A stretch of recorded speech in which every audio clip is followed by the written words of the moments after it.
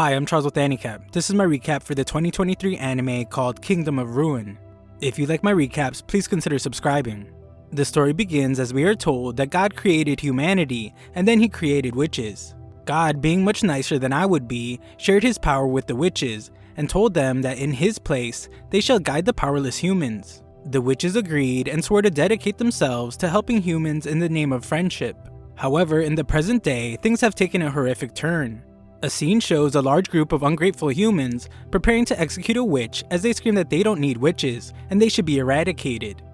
The witch hopes that they will all die, but she beats them to it. Elsewhere, our protagonist named Adonis, who is a witch's apprentice, complains about how tired his legs are and how it's way too hot, which makes sense since it's a desert. Adonis grows frustrated since the witch he travels with named Chloe isn't listening, and interrupts him to tell him to quiet down. Adonis wants her to at least use magic to check their location since it would be a lot cooler than using an old school map, but she calls him an idiot and reminds the boy that magic isn't that cheap. The map lover threatens to leave him behind and gets even more upset when Adonis just uses a device to determine where they are. Little Miss hates technology is furious since she told him numerous times to not use that weird machine since the people looking for them will use it to find them. Adonis calms her down by explaining that it's not a weird device. It's actually a smartphone and he made this one himself so it can't be used to track them. Our proud little nerd explains that his device uses freeform summoning magic to replace its radio waves with multidimensional photons, so not even the army's triangulation technology can find them. And it doesn't need batteries. The technological genius points out that using maps in this day and age is pretty lame, but Chloe is not impressed. Princess, stuck in her ways, says that they are ready to move again, but Adonis has gotten very serious, and he asks her why they have to keep running. Chloe explains that it's because she is a witch, and attitudes towards witches have changed. Now, simply living is a struggle, blending in when in human cities, living away from human towns. If anything, she is more like a ninja than a witch. Unfortunately, her terrible joke doesn't land, so the two pretend it didn't happen and just keep moving. During their journey, Chloe reminds him that they need to find a place that's tolerant towards witches so they can reclaim their peaceful, happy life. They also need to find a school for him to attend, but our brilliant little technology lover surprisingly explains that school sucks and he'd rather keep studying under her. Chloe inappropriately teases him about liking older women and the two move on. Adonis can't help but wonder why Chloe isn't frustrated. He hates the Red Empire that they reside in, and the evil little dude desperately wants to eradicate humans using magic. Just then, Adonis senses something approaching, and a group of soldiers report back to their headquarters that they have spotted a fugitive witch. Adonis fearlessly states that he will handle the human scum, but Chloe stops him, and explains that he is far too inexperienced. Chloe, who better have something good up her sleeve after holding our boy back like that, starts off with some ice magic as a staff appears in her hand. She sighs while stating that humans never learn and unleashes her spell. Elsewhere, a man just like my accountant apologizes to Emperor Goeth. The Emperor, with a mustache looking like a masterpiece of grooming, calls him an incompetent fool, but the suit explains that Chloe is a high-ranking witch who uses ice magic. He tries to explain that a single squadron isn't enough to defeat her, but someone's foot comes flying out of nowhere to silence him. My accountant is told to learn his place, but he explains that he wasn't doing anything wrong. The Emperor silences everyone and just instructs them to bring Chloe to him immediately, as he refuses to let her escape. Back to the fight, Chloe's in the coolest pose she can make, and we see that she is exhausted after defeating the hopelessly weak humans. Adonis isn't saying anything though and is furious that Chloe always holds him back. He exclaims that he can use spells and wonders why she won't let him fight. Adonis thinks he could have handled those measly wimps easily. He doesn't see the point in studying magic if she won't let him use it. Miss Interrupts a lot interrupts our boy again and reiterates that he is just too inexperienced with magic. This crazy kid then interrupts her by bringing down a massive sword straight down from the heavens and asking her how could a student of hers be considered inexperienced. Chloe doesn't even address the good point he just made and simply tells him that if he whines too much, she will get mad. However, Adonis has come to a conclusion and assumes that she must be treating him this way because he is a human like them. He believes that she doesn't want him to kill his own kind because she is too nice. Because of this, no matter how much they mistreat her, she suppresses her emotions so he won't fight humans, and she never allows him to fight them. Adonis is at his limit though, and he can't stand not being able to protect her anymore. He tries to express his feelings, but she stops him and just tells him that she feels the same way. As they embrace, one of the humans turned popsicle sticks has a device that confirms their location. Just then, our duo begins to float, and Chloe is shocked to realize that humans must have completed something. She points out that not even witches can achieve long-distance physical travel, but that seems to be what's happening. The ever-heroic Adonis tells her that things will be okay, and he will always be by her side. A look into space shows some pretty out-of-place technology. It's a space station, and the people aboard explain that the transfer is so far a success. The drop-off coordinates are set, and a transfer countdown begins. Back on Earth, Emperor Goeth gives a speech. He removes his crown so the peasant people can relate to him more, and he starts off by saying that he's speaking to them not as their emperor, but as a human being. The emperor, sporting the coolest mustache around, points out that mankind has always been protected by magic. Whenever natural disasters or plagues occurred, they depended on witches, expressed their gratitude for them, revered them, and feared them, due to their power exceeding human knowledge known as magic. Emperor Goeth believes this to be unjust. He states that humans are not just weaklings who must bow to the whims of the witches and beg for their assistance. Goeth, who could probably convince a cat to buy a dog with his speech skills, tells him to behold mankind's creations. Their countless airships fly through the sky, and their metropolis fears no storm. The automatic trains driving through their cities will open up new frontiers. And in their hands, they hold the fruit of their wisdom, the smartphone, a device that can be used to play sweet games and watch AniCap videos. He tells them that humans are not weak. Even without magic, they can mold the natural world and control it with their own strength. Goeth, with smooth talk so good he could sell ketchup as tomato smoothies, tells his people that now is the time to eradicate witches and show the world that they are its supreme rulers. Some random girl compliments the genocidal maniac on his fantastic murder speech, and he states that the world will surely move in a positive direction once the witches are eradicated. Just then, a beam of light strikes the stage, and we see that Adonis and Chloe have been teleported. The two can't believe the terrible things that the crowd is saying to them, and become angry when they see that it was Emperor Goeth that brought them. The ever-valiant Adonis instantly springs to action, telling Chloe to run so he can buy her time to escape. He gets stopped pretty fast though, and Goeth is disgusted to see that this human boy has been raised by a witch. We then see that Chloe isn't just some annoying interrupter, as she becomes enraged and tells Goeth that if he values the lives of his people, then he needs to let go of her young apprentice. Not one to make empty threats, Chloe begins a powerful Absolute Zero ice magic spell, and determines that Goeth's silence is his answer. Something big is coming, so Chloe speaks to the citizens. She states that they are humans just like Adonis, so she didn't want to fight them. If she were to destroy them, Adonis wouldn't have a home to return to. This is why she has allowed them to live up to this point. However, they are proving themselves to be too dangerous, and she begins her spell. Unfortunately, she's utterly shocked to see that her magic just stops. Goeth, with his impeccable stash, explains that she cannot understand the power of science humans have acquired. We see the magic photon suppression device that nullified her magic, and the humans in the crowd have a good laugh like they actually did something themselves. As if proud, Goeth expresses his doubt that she even considered that the humans she once helped would someday chase her down. Adonis, never willing to give up as our brave protagonist, tries to use his pen, but can't understand why his magic isn't working. Goeth explains that it's time for witches like Chloe to hand over the world, and backhands her right in the face. As if that weren't bad enough, she is also completely exposed, and the crowd begins to take pictures. Adonis is furious to see his teacher humiliated and vows to kill them all, but is once again stopped. He keeps trying, but all he can do is tell her to wait for him, and soon he will be right by her side again. Goeth has had enough of the boy and orders that the boy be shot in the head. Chloe completely changes her defiant attitude to save our boy, and bows to the Emperor. She takes all the blame and explains that the boy has nothing to do with it. He is like them, a human. She lies by saying that she kidnapped him and raised him as her slave. He is a poor, miserable human boy. Completely out of character, Chloe begs and pleads that the Emperor have mercy on him, and she doesn't care what happens to her. Adonis is in absolute disbelief when she offers to be a slave. With frenzied fury, he writes wildly on the ground, every ounce of sanity seemingly abandoned, as he swears to kill them all. Goeth, uninterested in her offer, points a gun at her. Chloe, realizing what is about to happen, calmly calls out to Adonis and thanks him for everything. We get a quick glimpse into when they first met. Chloe took in the homeless, angry little kid and tells him now that she is glad that they met. She begins to say the words "I love you," but before she can finish, the cold-blooded Goeth ends her life. Adonis, frozen in horror, is mortified, and before her body can even hit the ground, Goeth's soldiers follow up his shot with a barrage of bullets.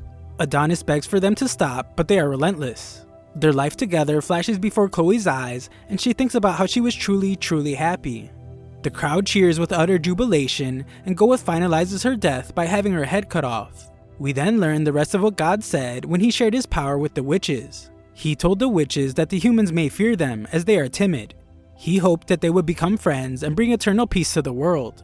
However, should they hate one another and fight, then may the darkness of chaos envelop the world. With Chloe dead and Adonis consumed by a raging fury, the real story can now begin. We move forward 10 years. A couple of prisoners are arguing over some food, but a girl named Daroka offers them her food so they can stop. One of the rude girls takes her offer, but Daroka's friend Anna points out that Daroka gave someone else her food earlier. Daroka keeps her spirits up though, and shows how much energy she still has with a strange dance. Anna points out that no matter how much technology advances thanks to the gear expansion, people keep fighting among themselves. The wars never stopped. She remembers being told that humanity would be happy once the witches were gone, but that hasn't come true yet. Anna, always staying positive, lightens the mood with some expert level puppeteering. Through her puppeteering act, we learn that they are prisoners because they lost to the Empire. Daroka uses the puppet to assure Anna that everything will be okay. Just then, soldiers arrive to call prisoner number 218. Others gossip about how those that get called never come back, and Anna is terrified when she realizes that she is number 218. The soldiers demand that the prisoners speak up, and Daroka fearlessly steps forward. Daroka is taken away, leaving Anna in complete disbelief since that was her number. And as if that wasn't dramatic enough, we see that Daroka left her puppets behind with their number. Daroka is taken to a place where she finds that she will serve as a slave. She sees what happens to those that refuse, and the flamboyantly dressed warden explains that she needs to serve the Empire just like everyone else. He states that running the prison costs money, taxpayers' money, the blood tax of the Empire's people. He asks her who brought about the gear expansion and the explosive rise of human civilization, who used their scientific and military might to defeat the witches and seize dignity for humanity. He answers his own question by stating that it was them, the Redia Empire. He is sure that she will fetch a good price and takes a selfie with her, but instantly regrets it when she bites his finger. Daroka makes an attempt at an escape and tries to open all the cells using the warden's phone. Unfortunately, their technology has voice authentication. She tries to ask it nicely, but that doesn't work, so she does her best impression of the warden. Luckily, her feminine voice is pretty similar to the flamboyant warden and it works. She tells all the prisoners to run, and with that, chaos ensues. Amidst the chaos, Daroka heads to a very special cell made especially for a very powerful person. Daroka is taken down, but the soldiers point out that all cells are opening, and they're in very big trouble. Just then, alarms begin to sound and the chamber begins to open. The guards panic with fear, and we see that it's the overwhelmingly angry Adonis. The guards tremble in fear, and Adonis, with unparalleled anger, breaks free from his shackles. With fear in his voice, one of the guards points out that prisoner 1001 is free, and he wants to report it to the chief. There is no time though, so they make the incredibly wrong decision to try and put him back in the chamber. These hopeless fools think it will help if they all go in at once, but Adonis instantly eliminates one of them. Without a single word or wasted movement, Adonis expertly finishes off the other two. Daroka, probably wishing she still had her puppets, is terrified out of her mind, and Adonis begins to approach her. She begs Adonis not to do anything, but immeasurable anger courses through him, and it's as if words can't reach him. He fires a shot at her, but we see that he's somehow able to still be merciful, as he only shattered chains. An announcement is made to all the guards in the prison, warning that all cell doors and corridor partitions have been opened. Elsewhere, Director Yamato, whose earlobes could probably be seen from space, tells a blonde guy to handle the situation at the prison, and gives him permission to arm himself with weapons greater than Class 5. This guy speaks far too casually for Vice Director Yuki's liking, and is sent on his way. Yuki promises to kill that blonde boy eventually, but Yamato warns against it, as he is a high-ranking executive just like her. Director Pancake for Earlobes is confident in the guy's abilities, but knows that the prison is quite dangerous. At the prison, the chaos continues, and it is reported to the warden that even the confiscated item storage has been opened.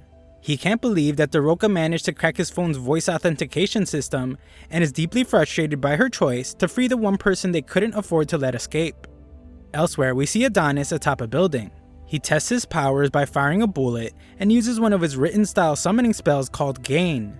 Adonis, clearly with only one goal in mind, exclaims that it's now time to end every last citizen. Back at the prison, Blonde Boy, whose real name is Eekout, reports that he has searched the entire internment camp but found no signs of the boy. We see that taking care of the situation actually meant eliminating all the prisoners, and he learns that a building was struck by a massive shell.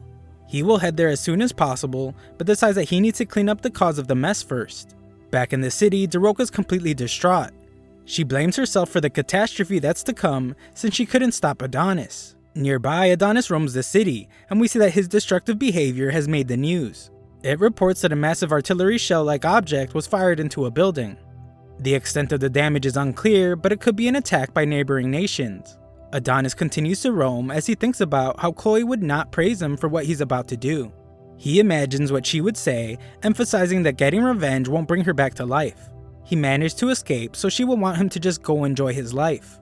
Adonis is able to find just a tiny bit of comfort from these words, but some belligerent jerks, who probably deserve what's coming to them, call him a creep when they see him talking to himself. Adonis acknowledges that 10 years have passed since Chloe's death, but no matter how much time passes, he will never forget what happened. The look in her eyes, her voice, the words when she told him she loved him. He states that he loved her too, just as he starts using his written style summoning magic. The earth shakes beneath the city, and this time Adonis has summoned a giant. Nearby, the police don't believe callers that are calling about a giant, but they quickly realize that something is wrong when a car comes crashing into their building. The driver is terrified of something huge, but the cops, doing what they do best, don't believe him either, and this brilliant detective, that probably deserves a raise, determines that the driver's just drugged out of his mind, and they should just arrest him. Sherlock calls the narcotics division, but quickly realizes his mistake when he actually sees the giant. The giant is doing immense damage to the city, leaving people in peril. Adonis then makes his way to the center of the city, as he exclaims that Emperor Goeth better not try to run. By the Emperor, Yamato is informed of the giant robot. It's passing through the business district and heading their way. They are unable to stop it, and all attempts to reach the Emperor have failed, but the Queen has informed them that he is not well. Director Earlobes declares a state of emergency. He requests air-ground support from all available aircrafts and orders that all armored foot soldiers be sent as well. Yamato marvels at the giant robot and is informed that the boy and his quill have gone missing from the prison, making it clear that the giant must be powered by magic. This makes things much simpler for the pair of earlobes with a body attached to them, as this means they only need to activate their magic photon suppression device. With the extermination of all witches, the device was put in underground storage, and it's uncertain if the 10-year-old device will work properly. Yamato leaves the issue of national importance in the hands of Yuki, and with that, the national state of emergency is declared.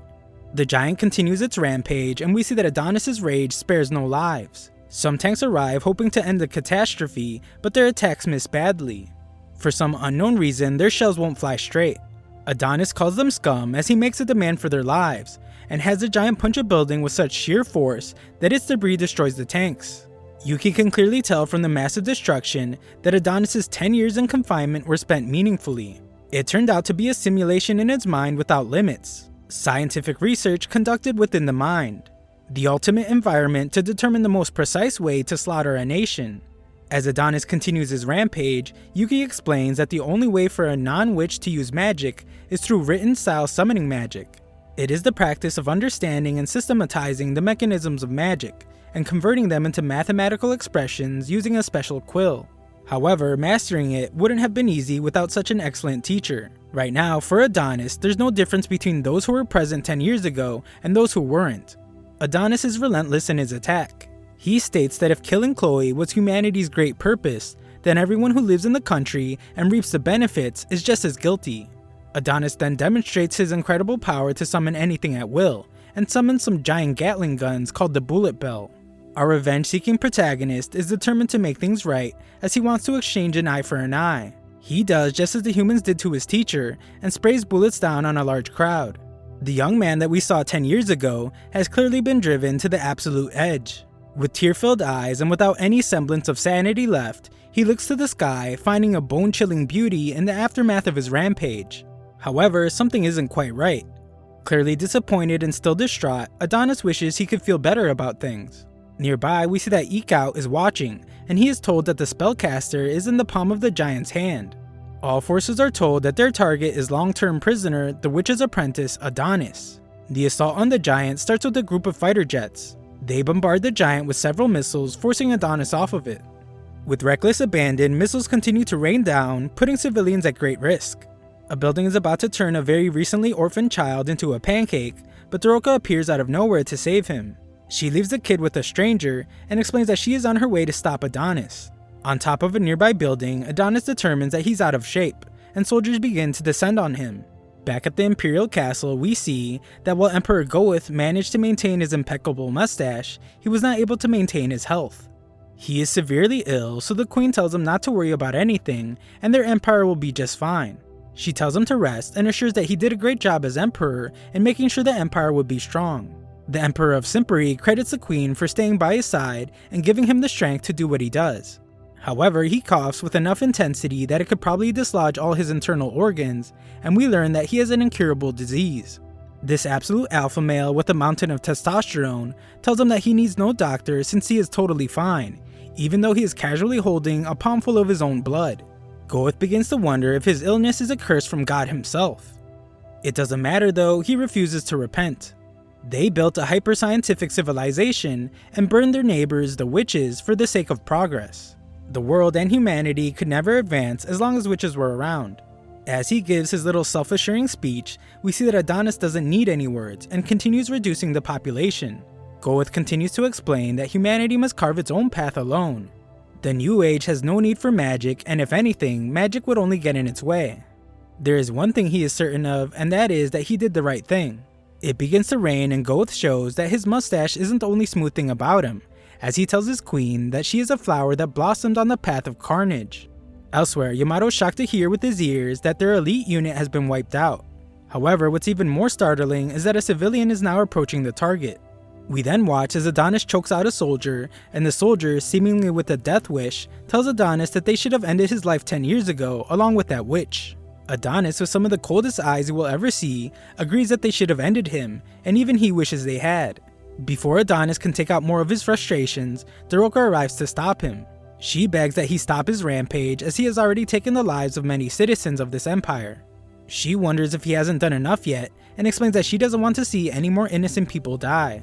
The word innocent absolutely sets him off, and he shockingly ends the soldier's life right in front of her.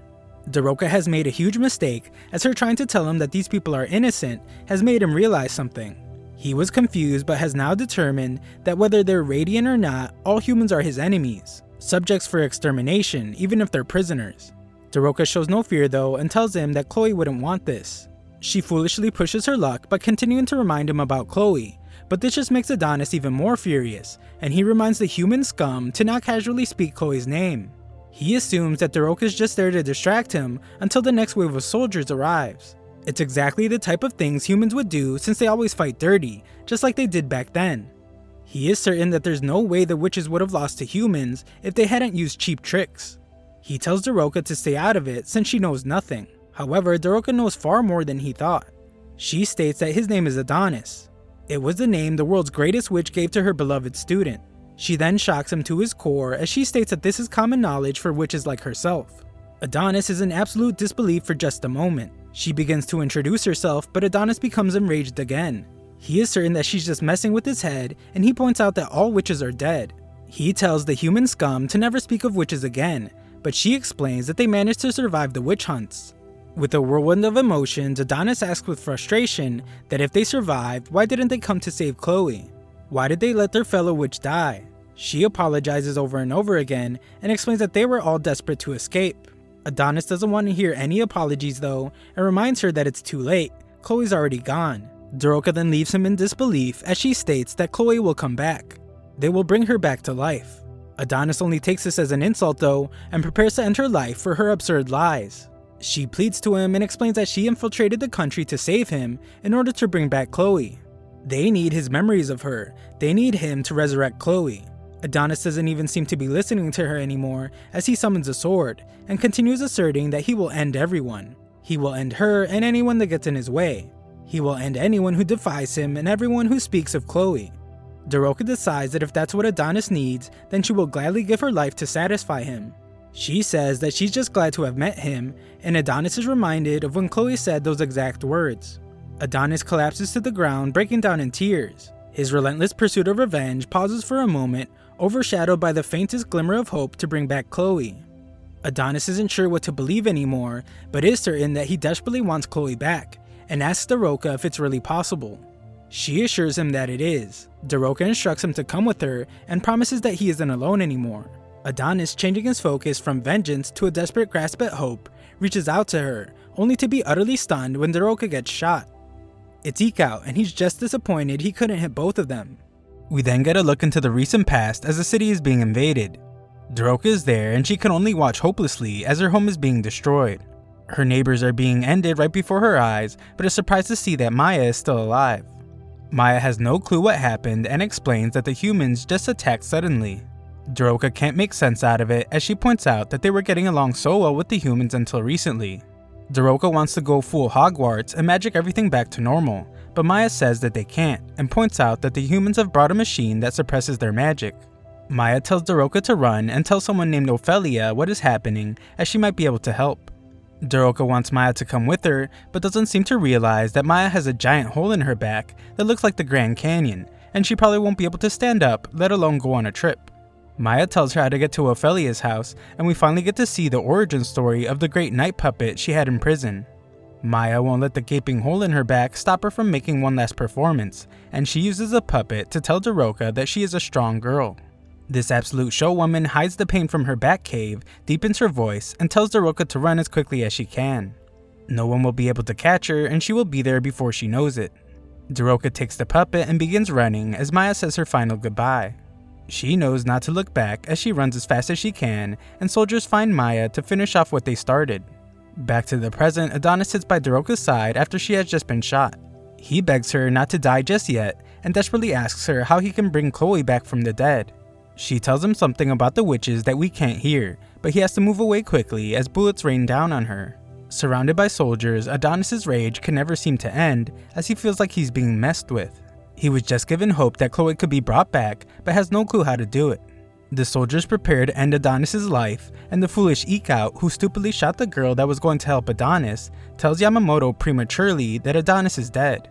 However, we see that Adonis has picked up his quill, and he tells the humans not to get cocky.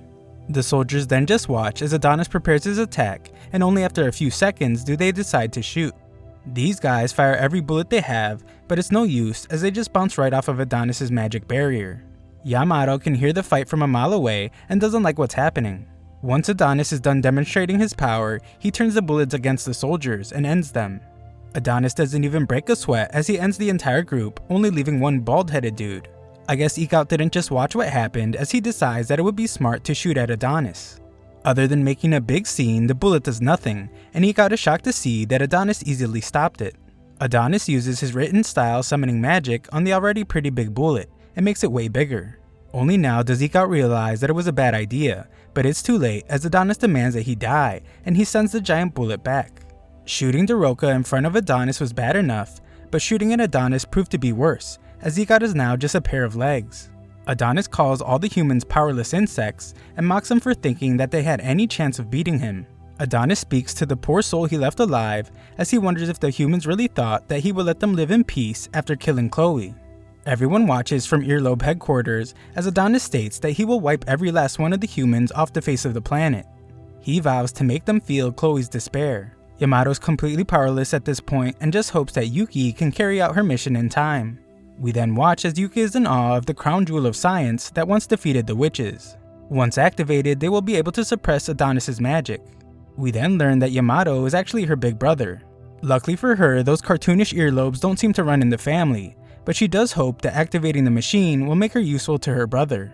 Yuki rushes her men to get things started, but they are stopped by one of the 4 national bureaus of the Redia Empire, the National Science Agency.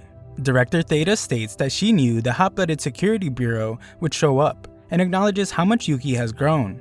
Yuki is shocked to see Theta there, and we see that what Yuki lacks in earlobe, she makes up for with giant eyebrows. Theta won't allow them to activate the device, and Yuki demands an explanation. Back at headquarters, Yamato lifts his phone all the way around his giant earlobe to receive a call from Yuki, but is shocked to hear that it's actually Theta.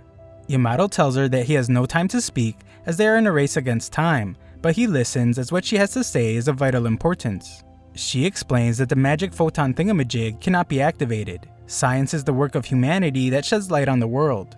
They have learned a lot, but there are still things that they don't understand. One of those things are the particles emitted by the device. She reminds him of the illness developed by soldiers who participated in the witch hunts 10 years ago called human cellular dysfunction disease. They can't say for certain, but they believe these particles affected the human body, and this device kills cells. Yamato has never heard this before, but Theta explains that that's because they hid it. Unfortunately for the stupid humans, there are no more witches left to restore the natural environment.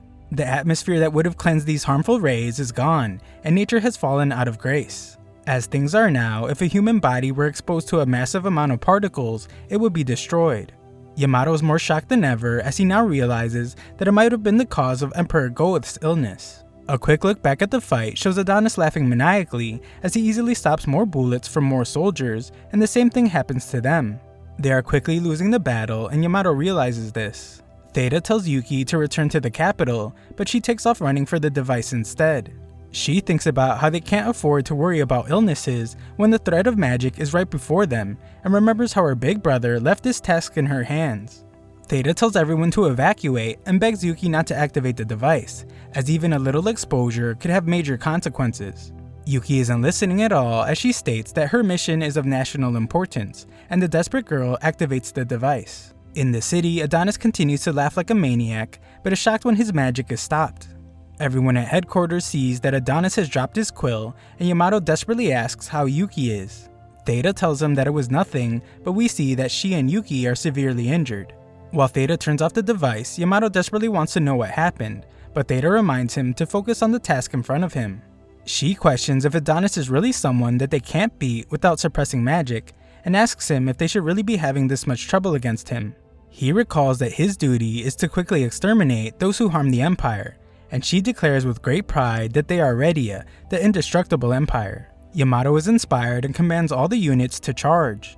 Adonis takes off in an attempt to get his quill, but it's too late as the soldiers are already prepared to fire. One very angry Karen gets in the line of fire, furious at Adonis for harming their nation. A building collapses between them and the other soldiers, but this one Karen couldn't care less and pulls out her thermoblade. Adonis wonders if he's finally going to die and is glad that he will be able to reunite with Chloe. The soldier doesn't hold back at all and takes his head off with one strike. The other soldiers can hardly see anything, but the girl eventually emerges from the smoke with Adonis's head. She states that she ended the witch's apprentice. Everyone celebrates and she is hailed as a hero. Everyone at headquarters celebrates as well, and Yamato sighs in relief. Yamato commends his troops but reminds them not to celebrate just yet. They still need to collect his body and confirm the damage done to each area of the city. Yamato is informed that the soldier that ended Adonis is a new recruit of the armored foot soldiers. His assistant wants to look into her further, but Yamato tells him to not bother as it's far more important to see how Director Theta and Vice Director Yuki are doing. The proud Yamato determines that Theta was right, their nation is strong. However, we see that Theta wasn't strong enough as her shredded up body is being taken away and so is Yuki. We then watch as Emperor Goeth gives another one of his classic and legendary speeches, with tubes seemingly coming out of every part of his body to keep him from flatlining mid-sentence. He announces that magic somehow survived and the abominable witches still remained in this world. The boy they took from the witches' hands 10 years ago has been unleashed upon the world, and it's the worst possible outcome. It's the long-term prisoner and witch's apprentice, Adonis. Despite being human like them, Adonis is a remnant of the terrible old world enthralled by magic. Goeth, showing what it would look like if life support needed life support, explains that even after 10 years, they have failed to determine how Adonis was able to use magic as a human. Goeth reveals that he is enraged at himself for allowing Adonis to live, but he assures his people by reminding them that the Redia Empire is the pinnacle of the world. The power of science they've acquired and their iron-willed troops will yield to no evil.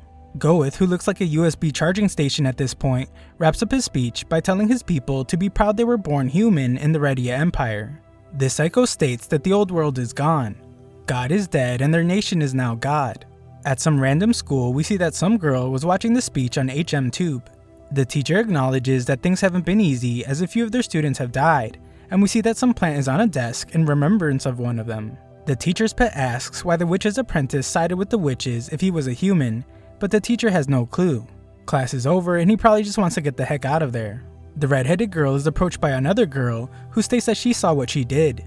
The redhead instantly knows what she is talking about, but defends herself by saying that it was a normal reaction to that situation.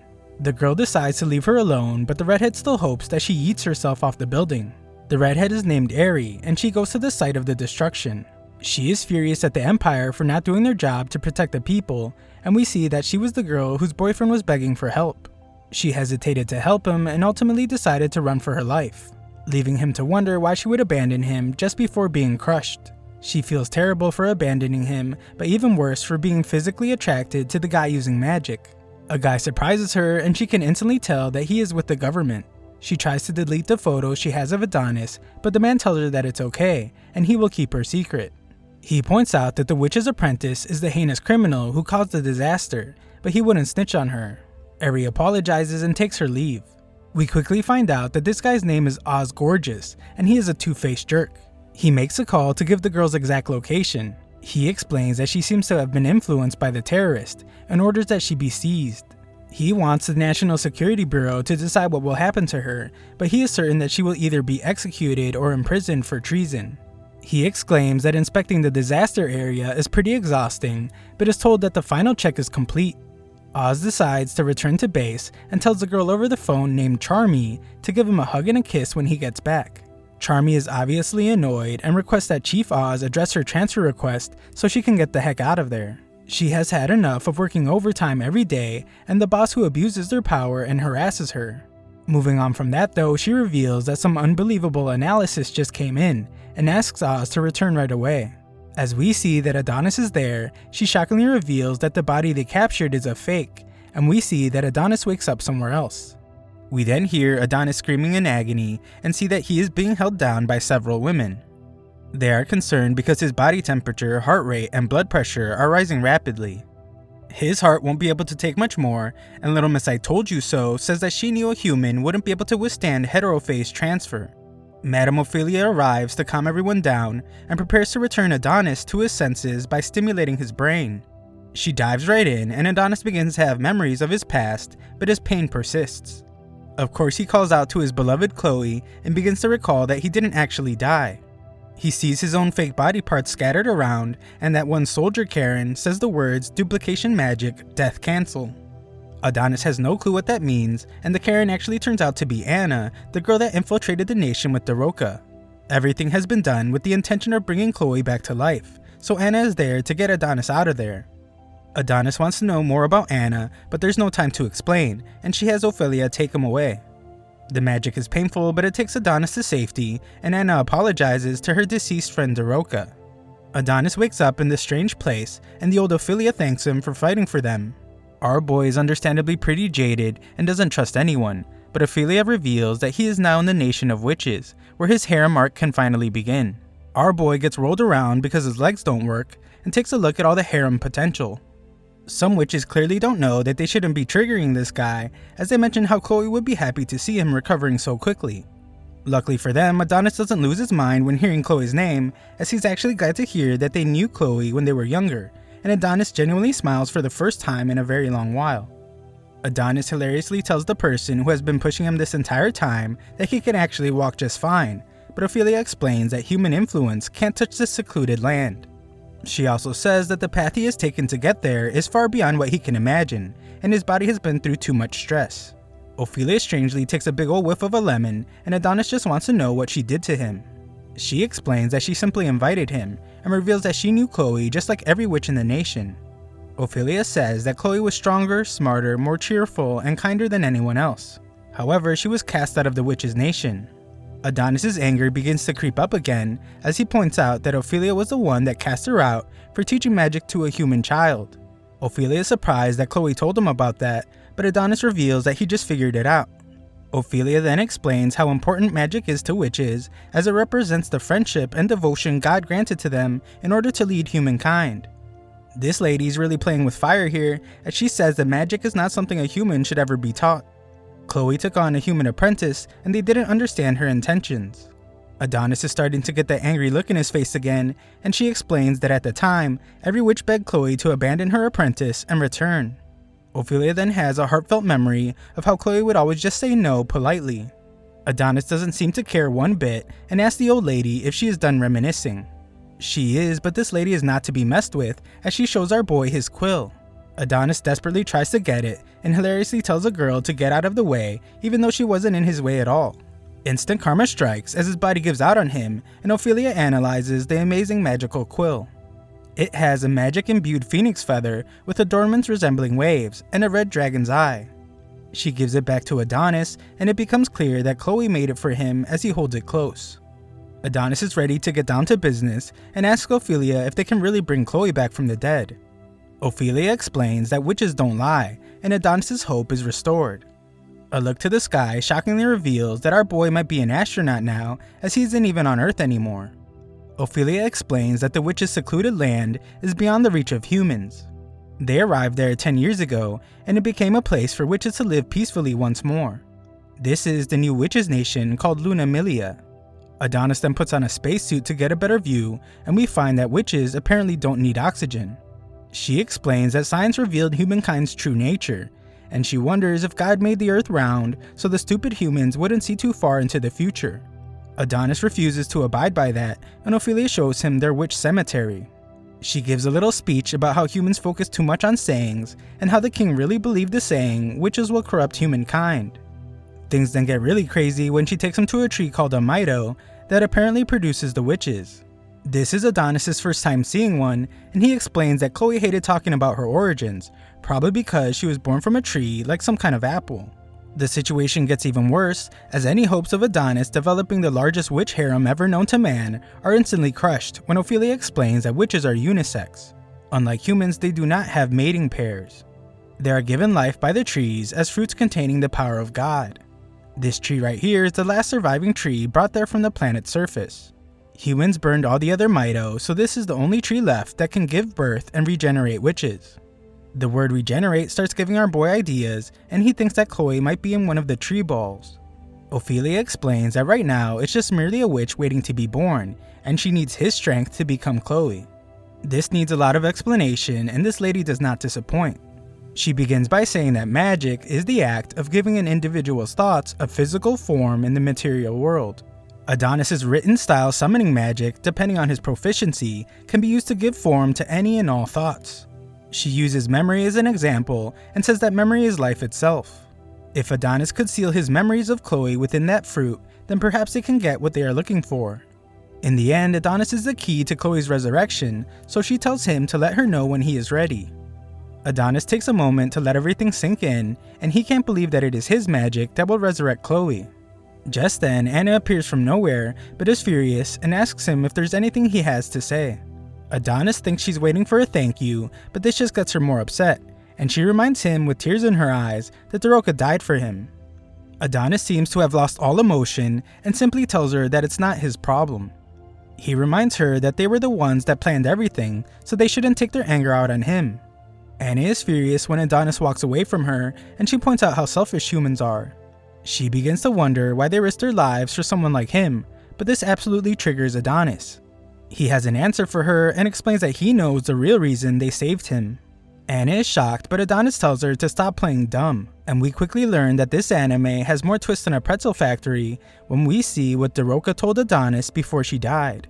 She shockingly revealed that the witches are planning to use Chloe, and told him that he and Chloe need to flee from the witches' nation. The shocking revelations don't stop there, as Adonis points out that the witches can live in extreme environments without protective gear, so they did not need to build such a huge facility. What this facility really is a cage for them to keep humans in. Sherlock Holmes over here has deduced that the witches plan to kidnap human slaves and kids using their heterophase transfer. Then they will teach them written style summoning magic and make them fight for them. Witches are on the verge of extinction, so they need an alternative source of soldiers to win. Our detective knows that only Chloe can make quills, and that is the real reason they want to resurrect her. Adonis walks away like a boss, but Anna chases after him. She wonders what he will do with this information and desperately asks him to help them. Adonis reveals that he will still resurrect Chloe, that part hasn't changed. He is a simple simp and he has always just followed Chloe's will. So if Chloe rejects them, then the witches will be his enemy too. The ceremony begins very soon after, and Adonis uses his written style summoning magic called nostalgic memories. His memories fled into the tree ball, and we get to see some of them. Times were far simpler back then. Adonis was a bratty little kid, and Chloe was his loving caretaker. She once was amazed by how Adonis seemingly memorized all the constellations, and wondered if he was some sort of divine prodigy. She realized that she was the one that taught him and jokingly wondered if that makes her a god. The two have a good laugh, and Adonis thinks about how he wouldn't trade the time he spent with her for anything. More memories rush in, and Adonis remembers a time where he saw that Chloe was covered in scars. She teased him about being a pervert, and he told her that he would go stand guard. In that moment, the normally very strong Chloe broke down and thanked Adonis for staying with her, as she wouldn't be able to live in this world alone. He says now that he can't live in this world alone either, and tells Chloe that he loves her. Adonis envisions Chloe in front of him saying thank you as the ceremony is complete, but shockingly, the witch that is revived is not Chloe, it's Daroka. Adonis knew that the witches were lying, and they really just wanted to revive Chloe for selfish reasons. Adonis wants to see Chloe again more than anything in the world, but he didn't want her to live a life where she would either be used by the witches or hunted by the humans. That is when Adonis decided that he wasn't going to bring his precious Chloe back to life because he never wanted to make her feel the pain she felt again. He realized that there's no place for an angel like her in this horrible world. Ophelia was shocked when she realized that Adonis rewrote the ritual, and everyone watching was left speechless when Daroka was the one to emerge from the tree. Adonis' reason for picking Daroka is simple: he didn't want to leave his debt unpaid. The now alive again Daroka is of course stunned when she realizes that she is back at Lunamilia after being shot, but is more upset about not having clothes on. She apologizes for Adonis having to see something so filthy and unsightly and begs him to erase it from his memories. Luckily for her, Adonis has something for her to wear and simply tells her that they are even now. Ophelia is of course very upset that he didn't bring back Chloe, since they have been doing their best to supposedly help him. They risked their lives to rescue him and even healed his wounds. They guaranteed his safety so that he could bring back Chloe from the dead. The crowd of witches really start to turn on him after he ruined all their efforts. They determine that he is merely a human after all, and he must not have really loved Chloe. They all assume that he has chosen Daroka over Chloe and accuse Daroka of seducing our boy and putting ideas in his head. These witches are really starting to get on Adonis' nerves as he silences them all, and explains that his decision to not resurrect Chloe was all his own.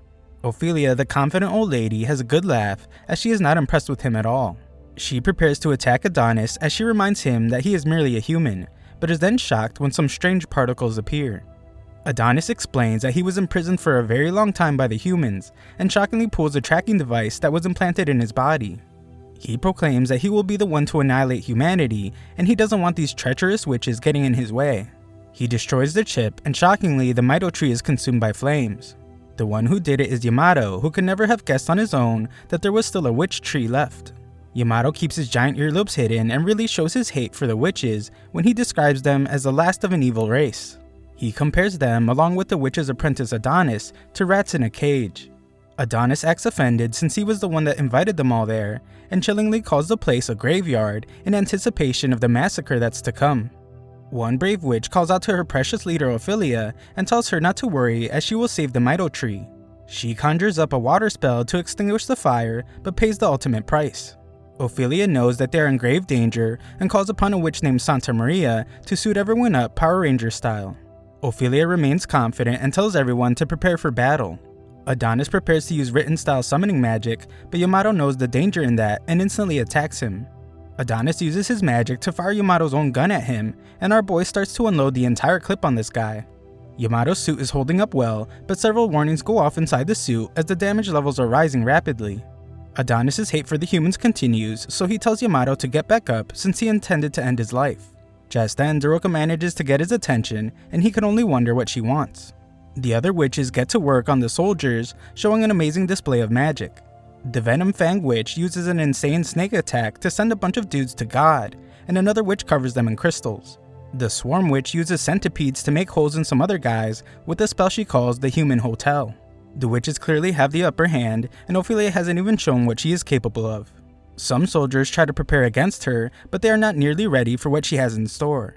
Ophelia lifts these dudes off the ground, and all they can say is Nani, as she easily diverts their bullets. She clumps several of them together like a human meatball, and uses a spell she calls Death Game to crush them. Ophelia is feeling pretty confident at this point, obnoxiously pointing out how humans are so feeble, and compares them to infants. She is confident that victory will be theirs, but this lady apparently hasn't looked around in a minute because another squad of humans have arrived, and they already took out female Harry Potter.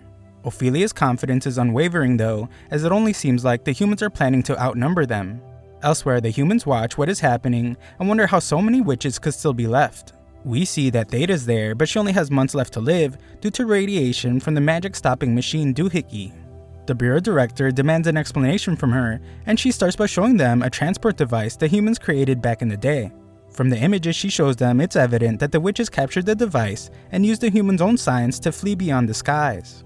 Professor X is furious to hear that the witches then used magic camouflage to hide their entire moon base, and points out that the National Science Agency receives a massive annual budget, so things like this should never have been allowed to happen.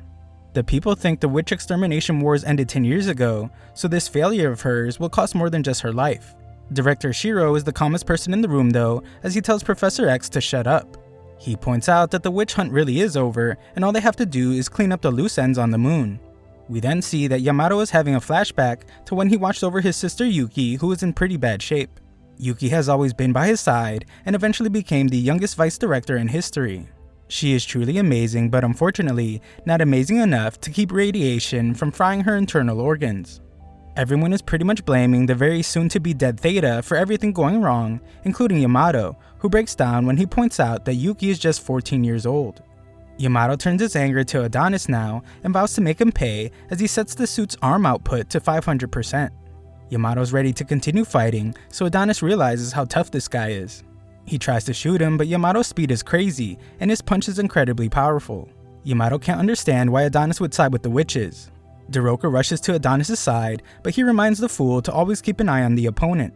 He is right, because Yamato's preparing for a crazy attack, and we see that he is fueled by thoughts of enjoying a peaceful life with his sister after everything is over.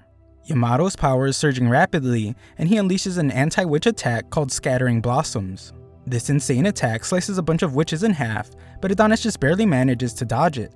Ophelia can't believe all her witches are being ended, but knows that she isn't flexible like our boy Adonis, and she gets diced up too. Daroka isn't spared by the attack as her body falls apart, but luckily her bestie casts duplication magic just in time to save her. Anna thanks Daroka for being her friend, but we see that she apparently can't use duplication magic on herself as her head falls apart. Meanwhile, Headquarters tries to contact the attack force since their video signal was lost. We then see the aftermath of the absolute literal bloodbath as Daroka is in tears. Daroka just wants it all to stop, but it isn't over yet as Adonis and Yamato are still standing. Yamato reports back that the witches have been neutralized and all that's left is to exterminate the witch's apprentice. Our boy has plenty of fight left in him and uses his magic to summon a suit of his own. The fight begins as Adonis uses his magic to alter his armor however he pleases. He creates a punch so powerful it snaps Yamato's arm, breaks his sword, and goes straight through his chest. Fortunately for Yamato, his suit, made from amazing human science, is able to repair his body and his sword. Adonis isn't impressed by the silly tricks, but Yamato says it's better than dumb magic. The last remaining witches have given up all hope, but Ophelia's upper body just won't shut up, and tells them that it's not over. The other witches, who actually still have all their body parts, are more realistic. They point out that their Mito tree is burned to a crisp, so all witches will now go extinct. However, one green-haired witch is ready to take over the leadership role and inspires the group with a brave speech. She has come up with a brilliant plan where they back up Adonis and defeat the humans. Unfortunately, her plan has a hole in it because more soldiers arrive and put a hole in her with a bullet. The humans' plan to outnumber them has worked as these soldiers finish off the remaining witches. Adonis' fight continues, but Yamato prepares to end it when he sets his suit to its maximum electrothermal output. Yamato moves with lightning speed to pierce our boy right through his chest. Yamato starts talking real big, but is shocked when he notices that Adonis managed to use his magic to summon a giant sword. Our boy is done messing around as the sword slams down on Yamato and he is left one-sided. Yamato's stupid suit thinks it's necessary to tell him that major damage has been done, but I'm sure Yamato notices that his arm is missing. Yamato has the suit stop the bleeding, and Adonis can't help but notice that they both have the very similar look of revenge in their eyes. The last few remaining witches beg for their lives, but the soldiers prepare to end them anyway. Yamato explains to Adonis that he's too dangerous, so he can't allow him to live. Adonis doesn't have a single bit of fear in his eyes and gives a chilling smile as he simply says no, just as Yamato goes in for the final blow. Back at headquarters, everyone frantically tries to regain the signal on the moon. They have no clue what's going on up there, but are shocked to finally receive a signal. It's Yamato, and he shocks everyone when he reveals that they have won. All the witches on the moon's surface have been eliminated. All the humans begin to celebrate, but we see that something isn't quite right as Yamato's eyes are now red. We go back moments later to just before Yamato is about to strike down Adonis. Adonis has no fear, but Daroka shouts for everything to stop.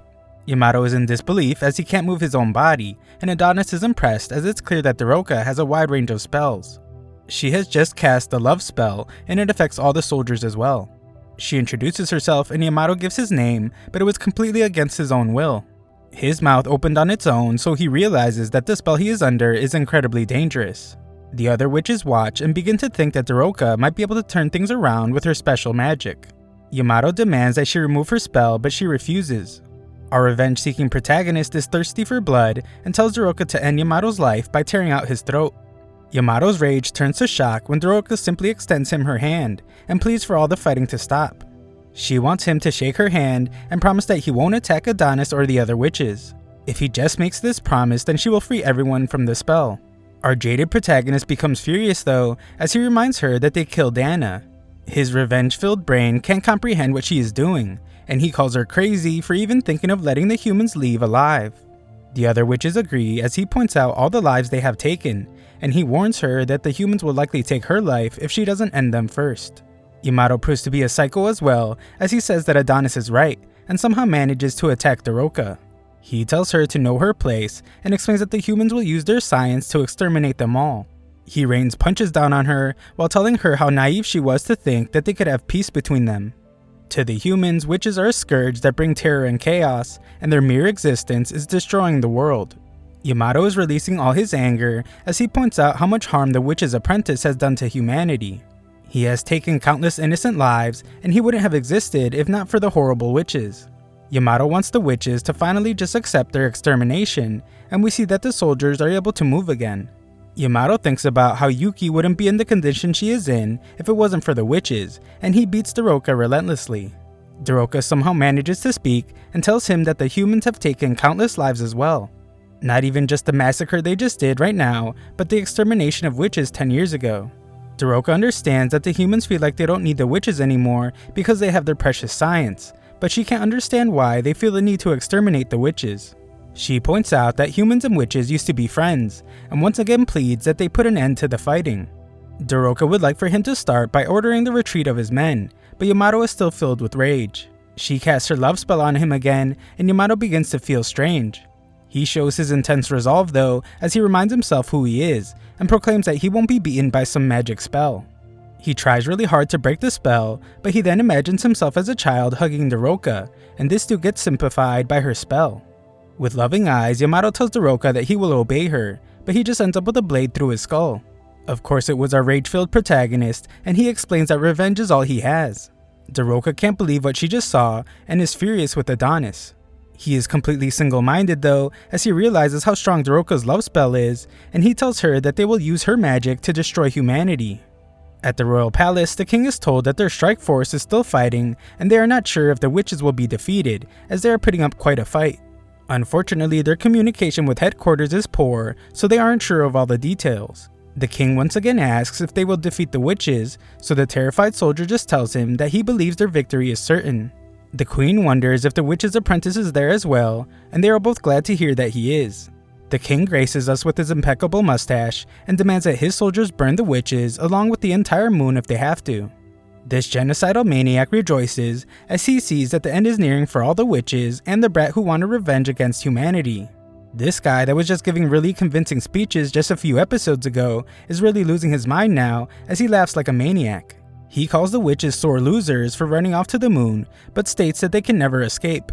The king wants to be assured by his wife, so he asks her to tell him how incredible he is, and asks for her to praise him. He is really having his moment now, as he has finally achieved his goal of exterminating the witches, and everyone celebrates. The poor soldier that has had to listen to his psychotic rant thinks about how he had heard that the king's condition was deteriorating, but he had no idea it was this bad. He is then shocked as the queen holds the king and tells him that everything's going to be okay. The king just acts like a baby sometimes and needs to be praised. She praises him for enduring so much stress for such a long time, and the king just keeps repeating over and over again how much he loves her. We then see why the king is like this, as the queen shockingly uses the love spell on him. She compliments him for finally eliminating the witches and tells him that he can end his own life now. She has some little Boy Scouts play a little tune, and she praises the king for walking as if he were a toddler. The king has a jolly old time as he makes his way to the ledge, but the soldier is shocked and wonders what is wrong with the king. King Goeth is completely gone at this point and explains that he has always given the queen what she wanted. He is truly the king of simps, so he will gladly give his own life to make her happy. The king is proud of himself for climbing up to the best spot, but the soldier begs for him to come down.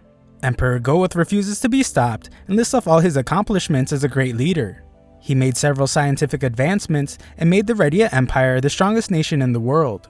He eradicated the witches, and he did all these things for his beloved queen.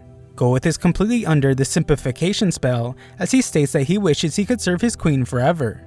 Of course the queen loves to hear this, but she clearly doesn't care a single bit about him and simply tells him to hurry up and jump. Emperor Goeth graces us with his immaculate mustache one last time and eagerly jumps off the building. The queen removes the spell and we see that there is no coming back for the king. The soldier who witnessed it all calls for backup since there is clearly a witch in the castle, but the queen says that the king just slipped and fell. She uses her simplification magic on this poor guy, so he corrects himself and reports that the king accidentally fell to his death. Shiro, the guy from that meeting with Professor X, has apparently been there the entire time, and the queen tells him to speak as he clearly has something on his mind. She wonders if she shouldn't have ended the king's life, but Shiro couldn't care less, and points out that that puppet was no longer necessary. The queen points out that her spell only works on men. Her kind is too much of a threat against her, so that is why they needed to be eliminated. Shiro points out that the world can be hers now, but she calls him an idiot as she doesn't want this world. He should already know what she really wants, and she threatens to take his life just like this poor soldier's if he doesn't bring her Adonis's real head this time. Shiro promises the queen that he won't fail her, but she proclaims that she is no longer a queen. She then reveals her true identity as the Witch of the Unknown, named Dorothea. Her goal is to get someone back, and we see that this person looks like a red-headed version of Adonis. Back on the moon, Doroka rejects Adonis's plan to use her magic to destroy humankind. Adonis is clearly demented as he still smiles and tells Doroka not to release her spell. He goes after the soldiers who still can't move and tells them to cry the same way he did when they took Chloe's life. Doroka begs him to stop, but it's far too late as our protagonist slices through all the troops. Doroka can only watch in horror, but she knows what she must do.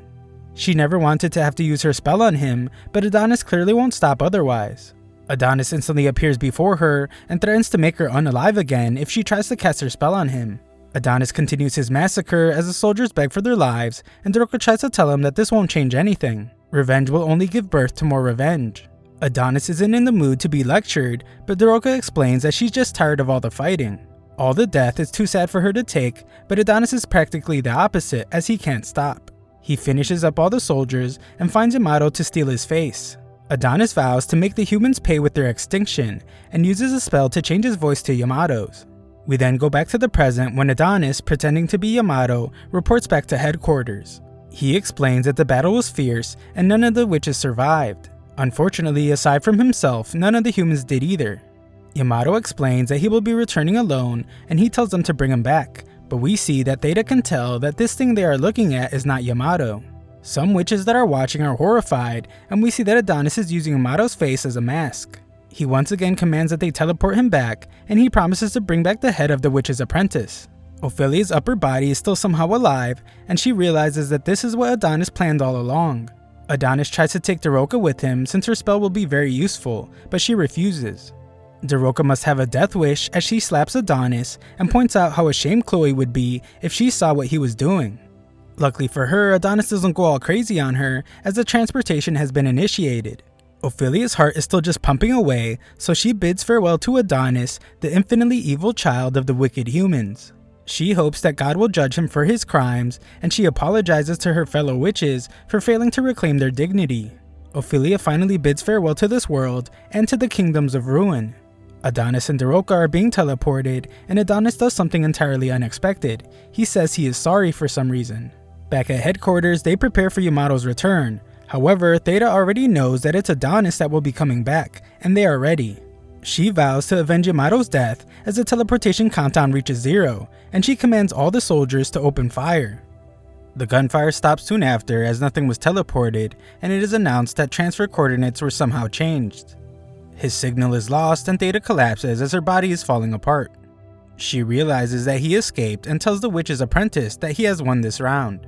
Somewhere out in the desert, we find Doroka and Adonis. Adonis tells her to look at a constellation that confirms they are back on the planet's surface. Our boy is covered in blood but has a huge goal. He declares that the two of them will begin their conquest of the Redia Empire by doing whatever they have to, and they will start small. We then get a glimpse of what happened just before the teleportation. Daroka was begging Adonis to help the witches that were still alive on the moon, but Adonis was too busy using his voice-changing magic to change the teleportation coordinates automatically. Our vengeful protagonist decides that they will attack cities and villages on their way to Redia. They will also gather information and supplies to prepare themselves. Adonis is thinking way ahead and is ready to move, but Daroka isn't having any of it. She wants to go back to the other witches, but Adonis calls her stupid for thinking that any of the witches on the moon survived. She refuses to believe that they all died and tells him to send her back. He calls her a spoiled child, but Daroka gets really snappy with him and wonders if he is talking about himself. She thinks that he is clearly more childish since all he cares about is revenge. Adonis then uses his memory magic. He shows Daroka how she pleaded for Yamato to take her hand while promising that he wouldn't hurt them anymore. She can't bear to watch her failure, and Adonis now realizes why Daroka didn't fit in with the other witches. The other witches hated the humans, and only a psychopath like her would want to reconcile with them. Daroka reveals that she always wanted to meet with Adonis one day because she wanted to know what kind of person Chloe chose as her apprentice. Adonis was a man living between two worlds, so she had hoped that he could become a bridge between humans and witches. He was her only hope, but she couldn't be more wrong. It's clear to Adonis now that she knows nothing about him, and she wonders how far he will go.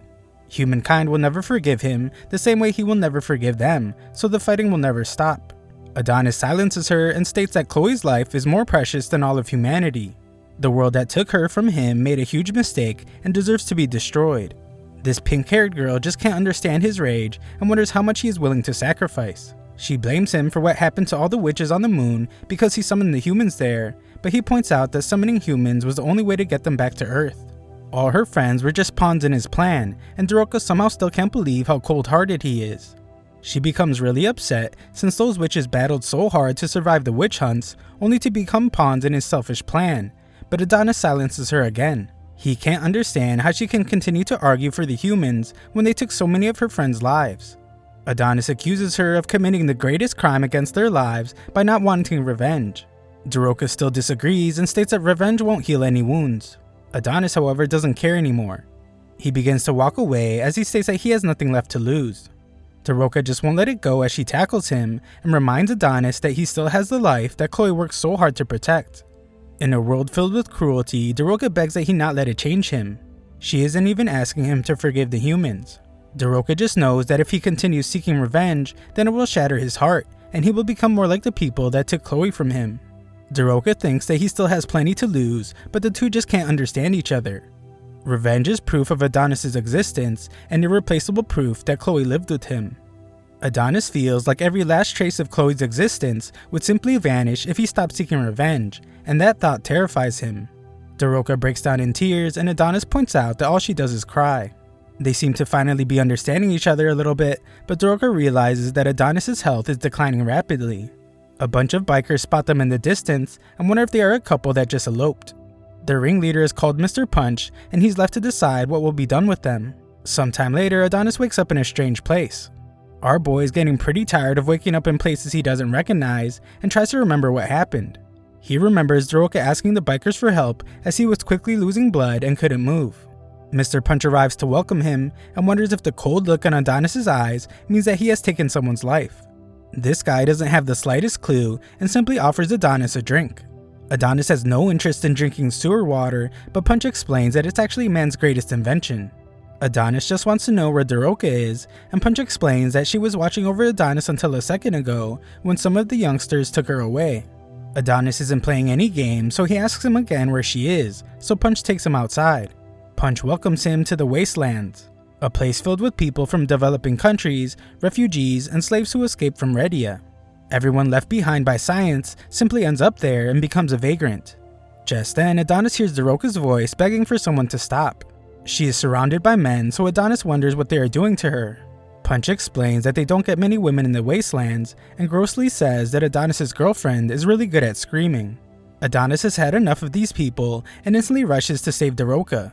He prepares to annihilate all the scum, but is shocked when he sees that Daroka is just learning to ride a motorcycle. She was begging for someone to stop the motorcycle, but all the guys are just encouraging her to learn. Daroka's glad to see that Adonis is awake, but she face plants straight into the ground. She is concerned about his injuries, but she looks to be in pretty bad shape herself. Daroka gives Adonis some little figurines and apologizes for not realizing how injured he was. Our boy is just as cold as ever though and tosses the little things. Punch declares that they will be throwing a party and has our duo help prepare as payment for rescuing them. That night, everyone gets hammered and Daroka serves the drinks. Some old dude tries to get smooth with her, but she leaves him in the dust. Adonis isn't in the partying mood, which makes Daroka a bit sad, so some guys wonder if she's in the middle of a fight with their boyfriend.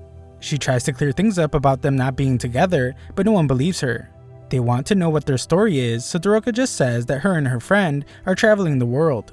They all have a good laugh as they can't believe they would come visit the wastelands, but they all think that she's a really nice girl. Just then, the guys shockingly begin collapsing. Daroka has no clue what is happening, but Adonis calls them all idiots for not being more careful with what they put in their mouths. Daroka fears the worst as she questions if Adonis poisoned them, but he hasn't. He simply used his magic to change their alcohol's formula into a tranquilizer. Daroka is just glad that everyone is still alive, but Adonis says that won't be for long as he finds a gun. Daroka begs him to stop and points out that they have all been so kind to them. They rescued them from the desert and even gave them medical aid. Adonis couldn't care less, but Daroka points out that if it wasn't for them, his life would have ended in the desert. Adonis explains that he isn't going to end their lives, but only because vagrants like them are not worth killing. Adonis then shocks her when he reveals that he no longer needs her. She wants an explanation, so he says that unlike her, he can't laugh after losing someone important to him. He can't even imagine relaxing and joking around. Adonis has determined that they are fundamentally incompatible.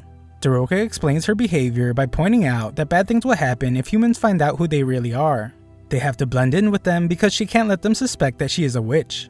Daroka laughs to keep up appearances, but there's no way she could really just be fine after what happened. Adonis just silences her once again to tell her never to end up like him, and he leaves.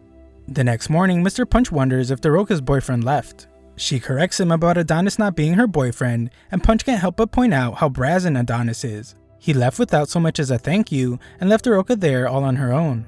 Punch thinks that she made the right decision by breaking up with him. Daroka can see something in Adonis that no one else can though, and she knows that he is actually really kind.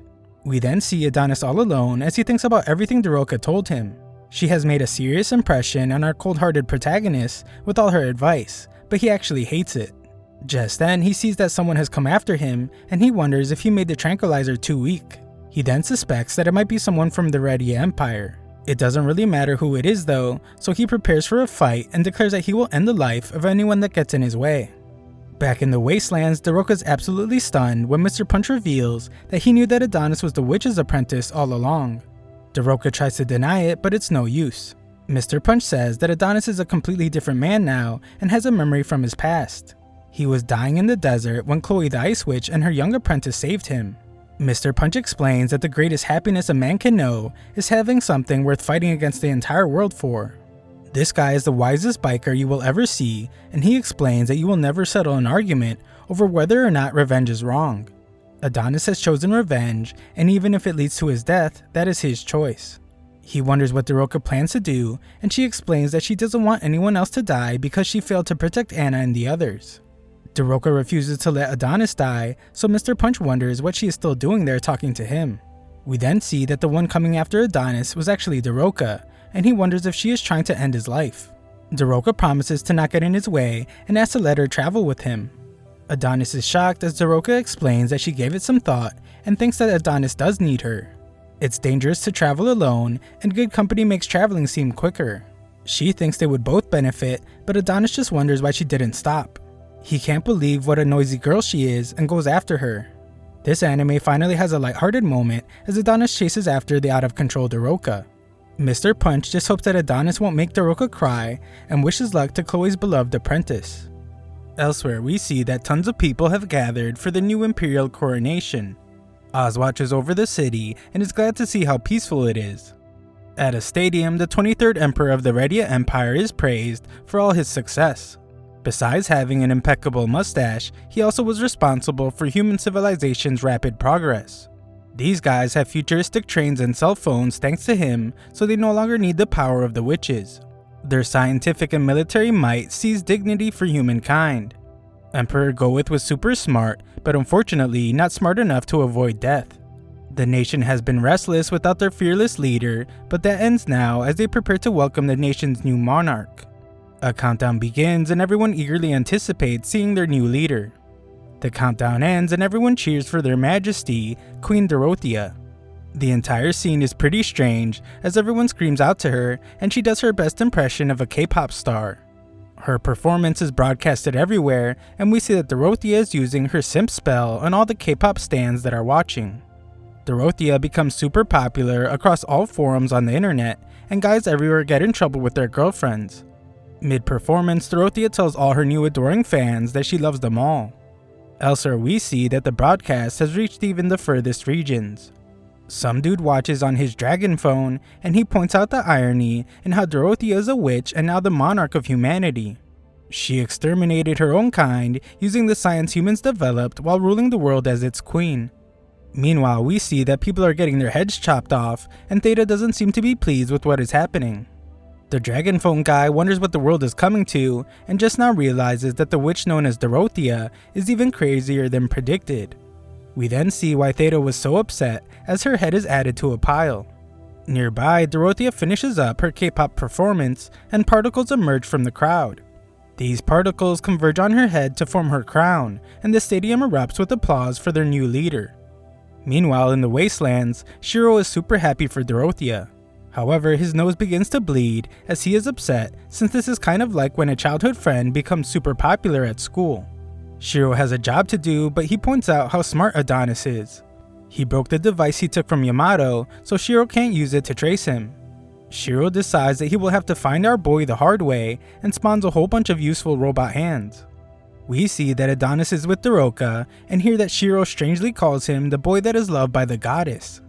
Adonis wonders what Doroka is planning to do since he refuses to stop seeking revenge. Doroka just can't help trying to change our boy's rage-filled heart and comes up with a suggestion. She points out that there are nice humans like Mr. Punch and his crew, so she would like for Adonis to consider not fighting people like them. Nothing can change the cold-hearted Adonis though, so he refuses. He has allowed Doroka to accompany him, but makes it very clear that she cannot get in his way. Doroka gets the message loud and clear, so she keeps quiet. Adonis wants her to confirm that her love spell can make men fall in love with her so that she can control them. She confirms it, so Adonis wonders why she didn't use it on him. The first day they met in Redia, she could have used it so easily.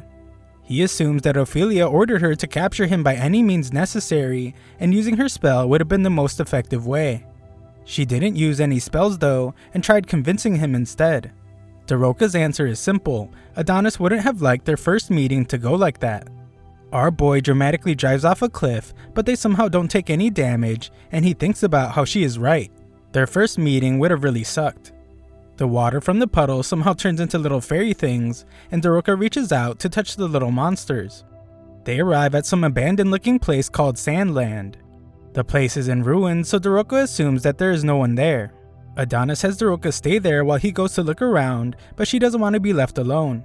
Adonis just now notices that she has some white bag, and she explains that Mr. Punch gave her some essentials. Typical stuff you would take on a camping trip, including some cool little snowman tent. Doroka thinks it's all pretty neat, but our boy has stuff to do. The place really does look abandoned, and Doroka wonders if there are ghosts there. Adonis determines that there are no signs of fighting, even though there are broken windows everywhere, and he wonders why no one is there.